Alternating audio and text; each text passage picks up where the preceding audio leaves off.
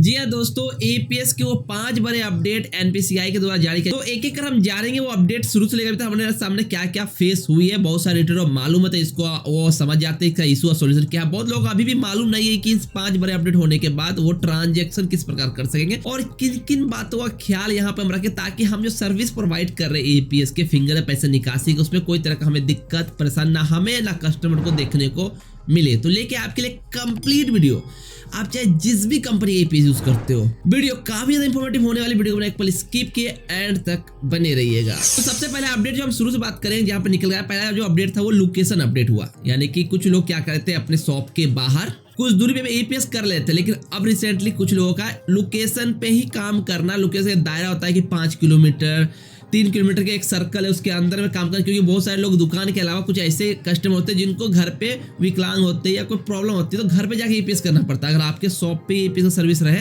तो फिर आप जाके उसके घर पे प्रोवाइड नहीं कर पाओगे। इस कारण से उसका एक लोकेशन दायरा फिक्स होता है कि आप इतने किलोमीटर सर्कल के अंदर एक राउंड बना लो, उसके अंदर ही आप एपीएस कर सकते हो। लेकिन आपका मोस्टली ट्रांजेक्शन आपके शॉप जहाँ लोकेट है वहीं पे होनी चाहिए, जिस कारण कई लोगों का आईडी को टर्मिनेट कर दिया गया या फिर उसके आईडी से अब एपीएस होता ही नहीं है, उनको कॉन्टेक्ट करने बोलता है या लोकेशन अपडेट एरर वहां पे देखने को मिलता है। दूसरी जो अपडेट है एनपीसीआई की, वो अपडेट काफी खास है, आपको जानना जरूरी है कि अगर आप किसी आदमी का दिन के 11 बजे 10,000 रुपए उठाते हो या मान लो शाम के 5 बजे उठाते हो, अगर आपने एक बार एपीएस फिंगर लैप पैसा उठा दिया तो पूरे 24 घंटे पुरने से पहले, मतलब दिन के 11 बजे आपने 24 घंटे उठाए, दिन के 11 बजे 10,000 विड्रॉ कर दिया, अगर वो 9 बजे सुबह नेक्स्ट डे आता है, आप वहां विड्रॉ करने जाओ, चाहे जिस भी बैंक का उनका 10,000 मैक्सिमम लिमिट उठाने का अगर है, वहां पे risk there shall exceed as per customer bank दिखाएगा। क्योंकि ये नया रूल लागू किया गया एनपीसीआई कि अगर कोई बंदा 10,000 कोई कस्टमर उठा लेता है तो 24 घंटे कब, ये दिन बदलने से हम लोग पहले हो जाता है, नहीं कि आज अगर सुबह या शाम में उठाया तो फिर नेक्स्ट डे सुबह भी 10,000 उठ जाए।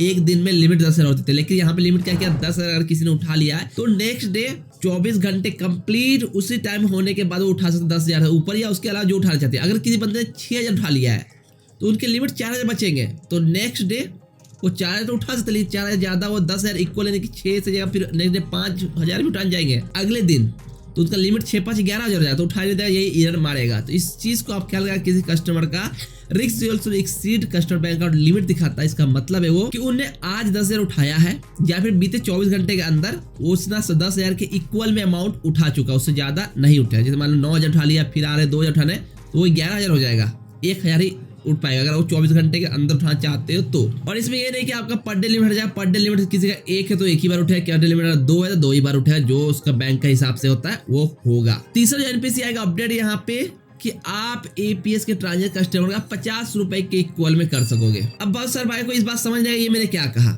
देखो, अगर बहुत सारे लोग क्या करते हैं, कभी कभी 1010 1010 विड्रॉ करते हैं, 2020 2020 विड्रॉ करते हैं कि किसी भी कस्टमर के अकाउंट में, मान लो किसी के अकाउंट में 1076 रुपए है और बहुत सारे कस्टमर कहते हैं कि मुझे सब उठानी है, तो आप जाओ उठाने तो वहां नहीं उठेगा। या तो आपके बैंक की तरफ से दिखा देगा कि 50 रुपए के इक्वल अमाउंट होनी चाहिए, या पेटीएम अगर आप यूज करें तो वहां पर डायरेक्ट प्रोसेस ही करने नहीं देगा आपको। तो आप क्या करेंगे, देखो आप जब भी पैसा उठाएगा किसी के अकाउंट में 1076 रुपए है तो 1050 उठा सकते हैं।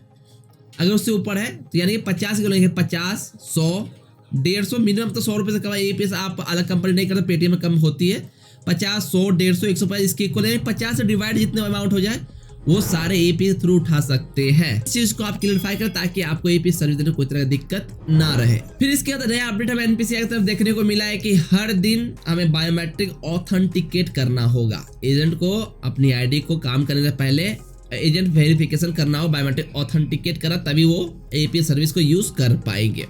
जो अब पुराना हो गया इसकी जगह हमें, और ये सर्विस तो है ही है, इसके अलावा मुझे अभी नया जो निकला है उसके मैं आगे बात करूंगा। इसके कुछ लोगों को मल्टीपल डिवाइस लॉगिन का एरर मारता है, एपीएस नहीं होता है। तो नया रूल जो है वो है कि एक डिवाइस को एक ही हैंडसेट में आप इस्तेमाल कर यूज कर सकती है। एनपीसीआई का रूल है कि आपके अगर मंत्रा, मोर्फो, फिर एक और मंत्रा है, तो आप एक दिन में एक ही डिवाइस थ्रू काम करेगा, दूसरा डिवाइस लगाओगे तो फिर आपको मल्टीपल डिवाइस, एक से ज्यादा अगर आपके मोबाइल यूज करें, इस समय ऐसा एरर मुझे देखने को मिला है। जो कभी कभी एरर आता है, ज्यादा टाइम ये काम कर जाता है, लेकिन ये एरर आ सकता है।